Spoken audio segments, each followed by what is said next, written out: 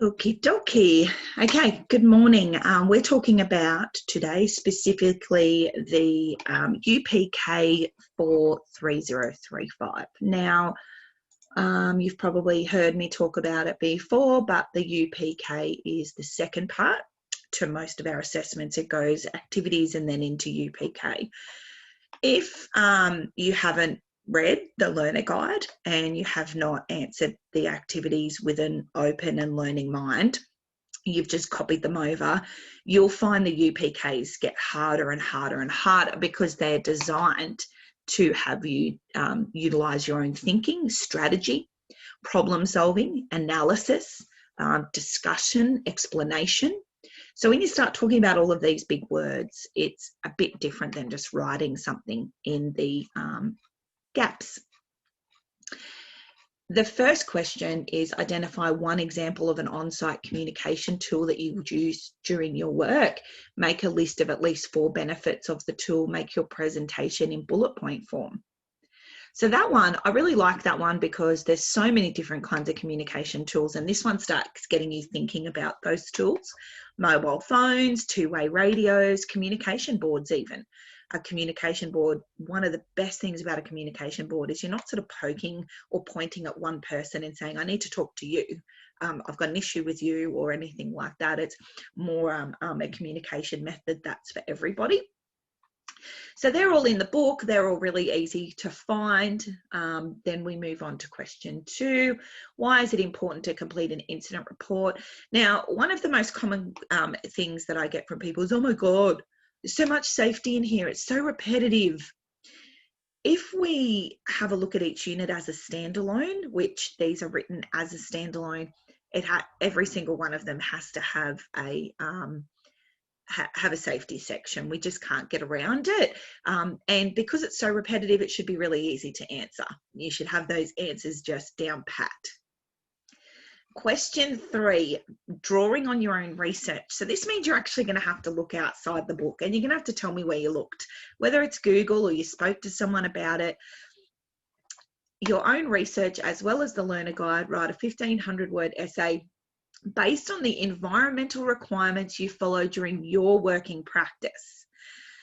So one of the gentlemen that I've currently got working through this course used to be a draftsman, like an architect.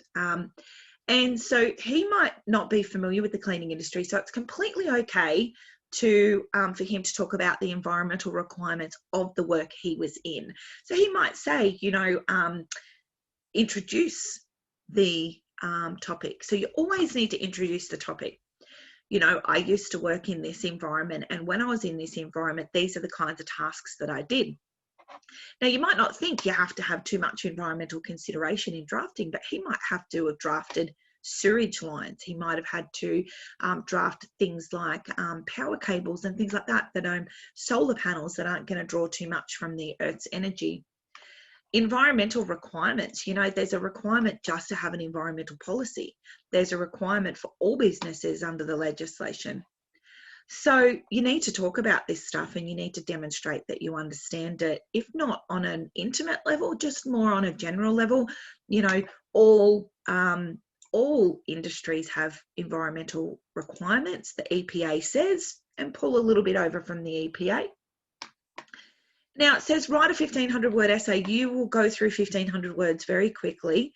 What you want to do with all of these essays, so we'll go through them first and I'll show you, but we want to do a mind map, like a plan. So I'll show you what that looks like in a minute.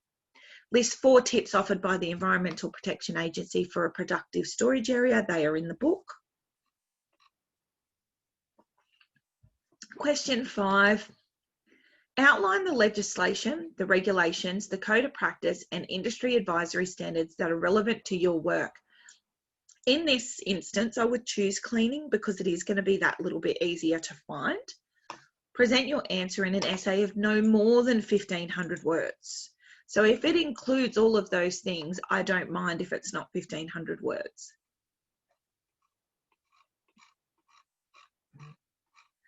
All right, we keep going through. There's another essay.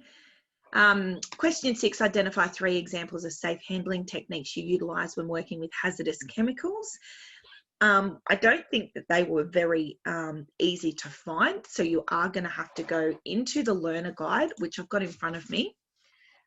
When you go into the learner guide, the first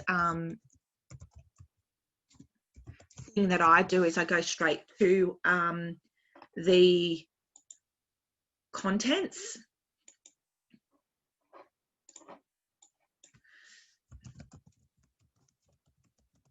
And I'm looking here for chemical handling. And so when I look through, so the question they're asking is 3 examples of safe handling techniques. Sorry, not manual handling, safe handling. So I'm looking for safe handling of chemicals, and I can see, okay, where am I looking for? Safe handling of chemicals, storing of chemicals, cleaning, PPA.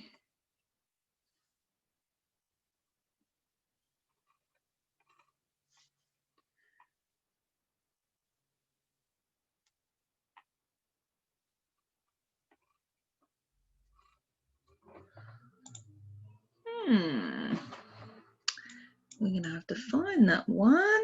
So sometimes you do have to go on the hunt. It's not just going to jump out for you. It is going to take a little bit of time to find.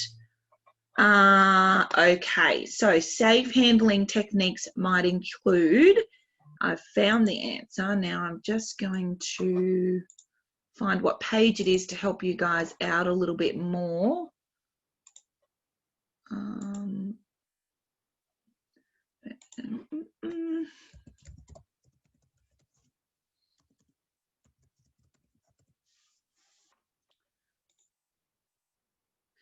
Okay, so on this is a really tricky question because this question is not in the learner guide material. It's in a list for you. So we're talking about question 6 of the UPK for 3035. Just writing this down because I'll need to fix this question. You're actually finding it on page 12 where it says safe handling techniques for working with hazardous chemicals include emergency chemical spill control measures, route of entry and potential systems, symptoms of exposure to chemicals, safe methods for diluting and working according to the SDS.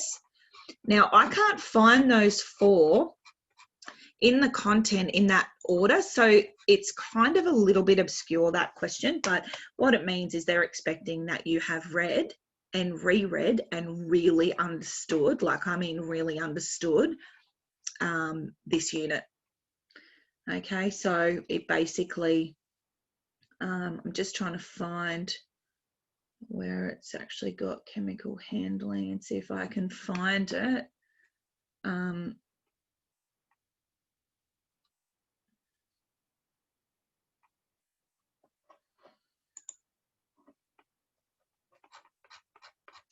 Yeah, so those 4 are throughout the unit. You just need to go and find them.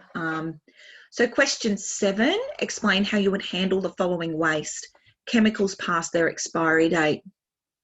Okay, and answers can differ from person to person, but there's clear lists of how to handle chemicals past their expiry date, obsolete equipment, packaging, used containers, used or contaminated PPE, or used and unused chemicals. And you can have 1 or 2 bullet points under there. You don't need lots.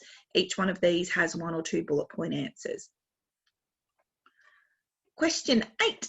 Produce a short essay of 1,000 words detailing the method of inventory used within your organisation. Your essay should include methods of stock control and processing and reordering. So this is what I'm going to take a moment to show you what a mind map is, or what a thought map is. Now, I've got this essay. So the essay is on inventory. So I'm just going to write at the top of my page, inventory. What is inventory? And I'm going to introduce my essay by saying inventory is the method of you know, making sure you've got your stock control, knowing how much of everything you have. That's what inventory is. I'm going to introduce my organisation, and the introduction of my organisation might be, I don't currently work. I've never worked. My organisation is. The organisation I've chosen is JobLink. The easiest one to choose if you're stuck is the JobLink office. My company just cleans JobLink offices, okay, because you're familiar with that environment, you know what you're doing. So it says here, your essay should include the methods of stock control. So over here, I'm going to put methods of stock control. There's the computerized or software-based, and there's the manual. And both of those have the different kinds of stock control, whether it's just in time or another type of stock control. And then it says the process for reordering, how to reorder. Now, something you could also put in there is basically how to put away stock and how to stop theft. Now, all of a sudden, look at all of these topics that I've got.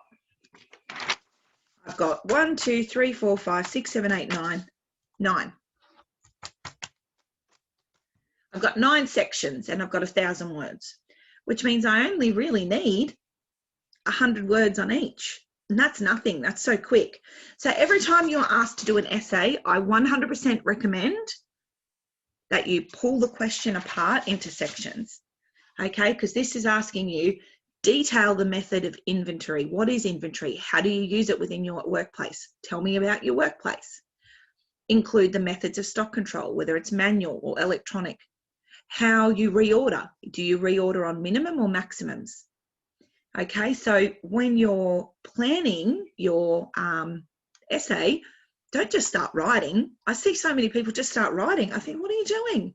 I couldn't do that. Please don't do that. It'll be clear in the way you've written it because it just won't make sense. You need an introduction. Question 9, identify one product and one chemical used within your workplace and outline the manufacturer's specifications for use. Now, I think that in this instance, just use the vacuum cleaner and the Viral Clean from back in 3003.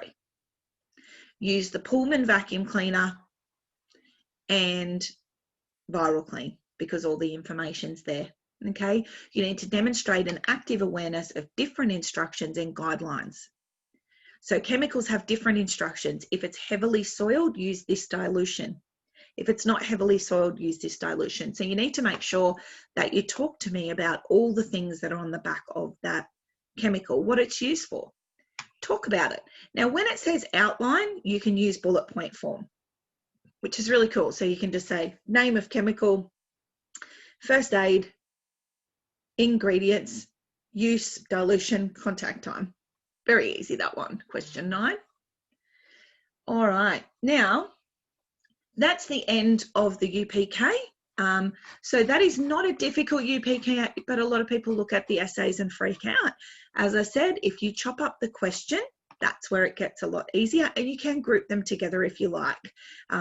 So the one where it says recommend a chemical, so question 9 where it says one product and one chemical, you can introduce that back in a different essay if you want to and say, as I was talking about in question 4, I chose this chemical, I chose this is the workplace I'm in. So it makes it a bit easier. Some people just use the pretend business that they had back in a different unit where they have to do a flyer up. So you can use a pretend workplace or you can use a real workplace, but that's the explanation of the UPK for 3035.